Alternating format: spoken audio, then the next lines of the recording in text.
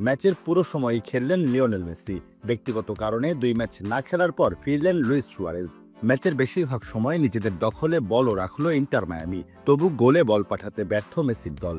তাতে major league সকারে দুঃসময়ের চক্রে থাকা ইন্টার মায়ামিকে তাদের মাঠেই 3-0 গোলে হারালো অরল্যান্ডো সিটি। আগের ম্যাচে বেশ কিছু ভুল করা মেসি এই ম্যাচে কিছু ঝলক দেখিয়েছেন বটে, তবে প্রত্যাশিত চেহারার কাছাকাছিও ছিলেন না তিনি। অরল্যান্ডোর জমাট রক্ষণের কাছে বারবার ব্যর্থ হয়েছেন তিনিও তার সতীর্থরা। এই ঈদে জামা জুতো অ্যাক্সেসরিজের ডিসকাউন্ট। বল নিয়ন্ত্রণে মায়ামি অনেক এগিয়ে থাকলেও আরও একবার রক্ষণভাগের দুর্বলতার খেসারত দিতে হলো মায়ামিকে।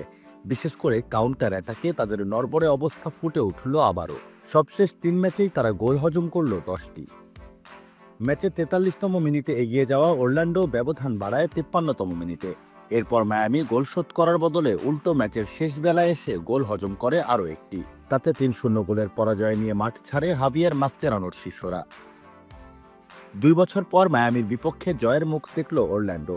মেসির মায়ামিতে আগমনের পর এটিই তাদের প্রথম জয়। তাতে থেমে গেছে ফ্লোরিডা ডার্বিতে মায়ামির 4 ম্যাচের অপরাজেয় যাত্রাও। অরল্যান্ডোর কাছে হারার পর মেসি প্রত্যয় শোনালেন এই দুঃসময়কে পেছনে ফেলার।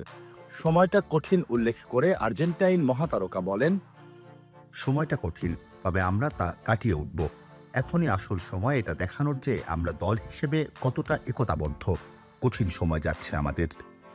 অন্যদিকে নতুন কোচ হাভিয়ের মাস্চেরানোর কোচিংয়ে শুরুটা দারুণ করলেও পরের সময়টা এরকমই খারাপ যাচ্ছে দলটির।